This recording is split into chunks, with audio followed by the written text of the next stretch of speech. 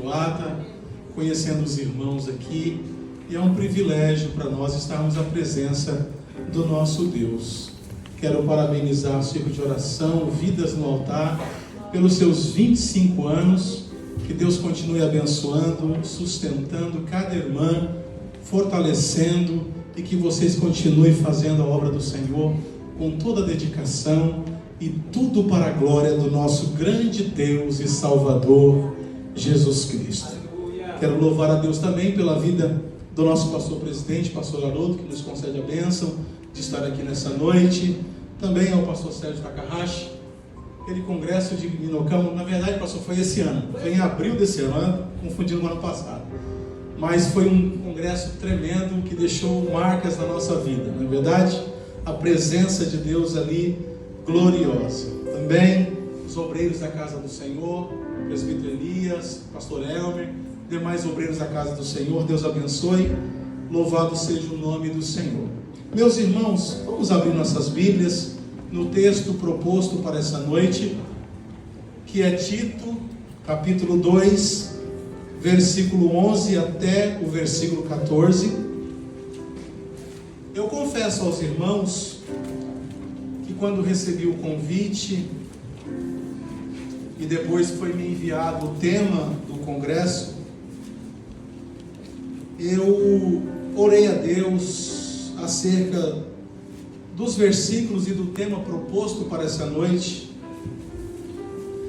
para falar da grandeza do nosso Deus, porque verdadeiramente Ele é grande, Ele é poderoso, Ele é majestoso, Ele é glorioso. A Ele toda honra, toda glória, todo louvor, todo domínio, porque Ele governa, Ele reina, Ele tem o controle, Ele tem o poder sobre todas as coisas.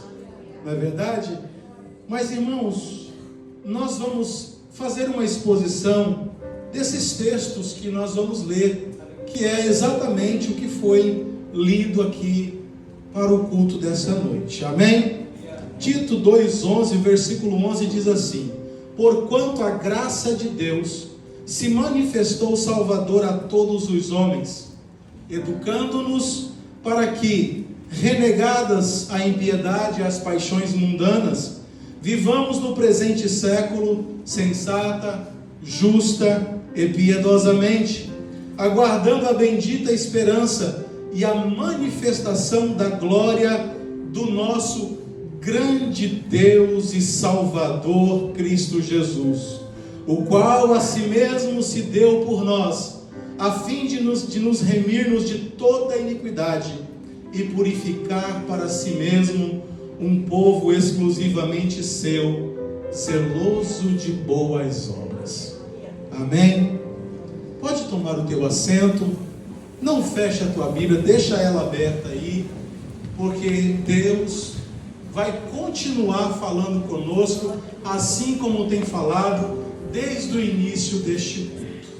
Amém, meus irmãos? Amém. Glória a Deus. Louvo a Deus também pela vida da minha esposa, que na correria dela de hoje, ela conseguiu vir comigo. Ela disse que não viria porque ela estava trabalhando, mas ela veio também. Quem viria seria somente a minha filha, a Beatriz. Louvo a Deus pela vida da minha esposa e da minha filha que me acompanha neste dia. Amém? Louvado seja o nome do Senhor. Meus irmãos, nós temos um texto na qual o apóstolo Paulo, ele escreve uma carta para Tito. Tito é chamado por Paulo de verdadeiro filho segundo a fé comum. Provavelmente, esta carta foi escrita entre 65 e 66 depois de Cristo, quando Paulo estava a caminho da cidade de Nicópolis, na costa oeste da Grécia. Tito, para quem não sabe, era grego e provavelmente se converteu na cidade de Antioquia, na Síria. Além desta carta que leva o nome de Tito, nós também temos 12 menções no Novo Testamento do seu nome. Tito se tornou um companheiro do apóstolo Paulo em suas viagens missionárias. Tito foi um grande obreiro que ajudou o apóstolo Paulo, tanto na cidade de Corinto, como na cidade de Roma, e também em Nicópolis.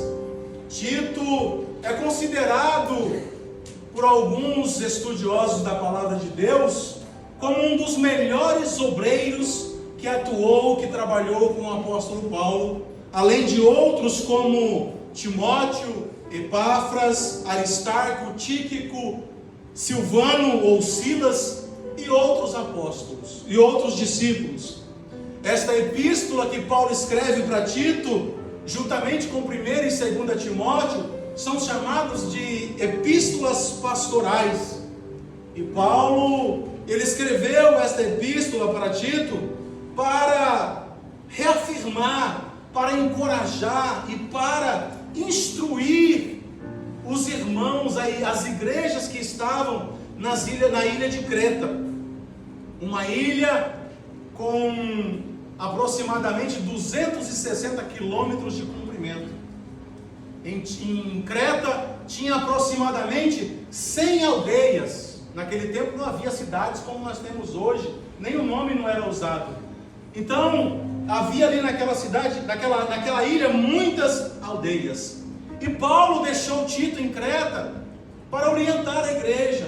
Paulo deixou Tito em Creta para trazer orientações, para as igrejas, para as congregações, com relação à instalação de uma liderança de anciãos qualificados das congregações. Tito também instruiu, Paulo instruiu a Tito para avisar, para trazer avisos contra as perniciosas influências dos judaizantes, as responsabilidades morais dos crentes quanto aos homens e mulheres idosos na congregação, quanto aos jovens, aos escravos, a relação necessária entre a salvação e a ética pessoal, responsabilidades civis e sociais dos crentes, testemunho pessoal sobre o poder de Deus para salvar qualquer pecador por meio de Jesus Cristo. E Paulo, ele conclui essa carta para Tito, trazendo conselho para pregar o Evangelho e não discutir com os legalistas. O texto que nós lemos no capítulo 2, do versículo 11, existe o contexto imediato, e no contexto imediato, a partir do versículo 1, Paulo está encorajando Tito para pregar a sã doutrina, para pregar a palavra, para instruir a igreja com o ensino sadio da palavra de Deus. Aleluia! Tito também deveria ser exemplo para a igreja de Creta. Versículos 7 e 8 é o que Paulo diz, que Tito deveria ser o exemplo. E Paulo dá instruções para que as mulheres idosas, os anciãos da igreja, todos os irmãos, os moços, os jovens, os escravos, pudessem ali viver uma vida santa, viver uma vida correta, uma vida justa, uma vida de fidelidade na presença de Deus. No versículo 10, Paulo escreve para Tito dizendo que aqueles que obedecem a sã doutrina, aqueles que obedecem a palavra de Deus, o ensino da palavra, transparecem para o mundo a beleza do Evangelho da glória de Cristo. Aleluia. Aleluia. Porque quando o crente ele dá bom testemunho, todos glorificam a Deus. Aleluia. O crente, quando ele dá bom testemunho, o nome de Jesus é glorificado. Aleluia. O crente, quando ele dá bom testemunho, o nome de Jesus é glorificado, seja na fábrica, seja na escola, seja na igreja, não importa. Se você está dando testemunho, o nome de Jesus está sendo glorificado e você está transparecendo a beleza do Evangelho de Jesus Cristo. Quantos podem dar glória a Deus por isso? Aleluia! Louvado seja o nome do Senhor. E aí nós chegamos agora no versículo 11, que nós fizemos leitura.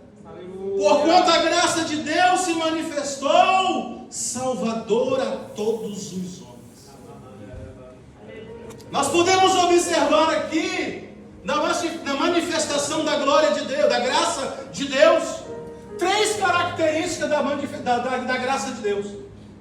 Quais são essas características? Primeira característica, a graça ela tem a sua origem em Deus. A graça é de Deus. Aleluia. A graça não é do homem, a graça provém do Deus Todo-Poderoso, do nosso grande Deus maravilhoso. Aleluia. Graças a Deus. Essa graça se manifestou. A palavra graça no grego é charis. Pastor, só conhece o grego. Se eu te falar errado, você pode me corrigir. A palavra graça aqui é charis, que é o meio pelo qual Deus manifestou o seu amor, a sua bondade e misericórdia em Cristo Jesus. Fazendo o quê? Entregando Ele para morrer na cruz e ressuscitando ao terceiro dia. E sendo assunto aos céus, Ele enviou o Espírito Santo, que por meio do seu Espírito, Ele influencia os pecadores para se converterem e se voltarem para Cristo Jesus. Aleluia, porque Ele tem preparado morada para aqueles que se voltam para Deus. Aleluia. Ele tem preparado, aleluia. Ele tem preparado para aqueles que se arrependem, aqueles que nascem de novo, porque a graça se manifestou, a graça de Deus se manifestou. É a primeira característica. A graça provém de Deus, ela tem sua origem em Deus, aleluia. Segunda característica da graça, a graça, ela é poderosa. Aleluia. Por quê? Porque ela salva, ela é poderosa para salvar o pecador. Aleluia. A graça é salvadora, a graça se manifestou trazendo salvação. Tem outras versões que diz diferente, mas é a graça poderosa.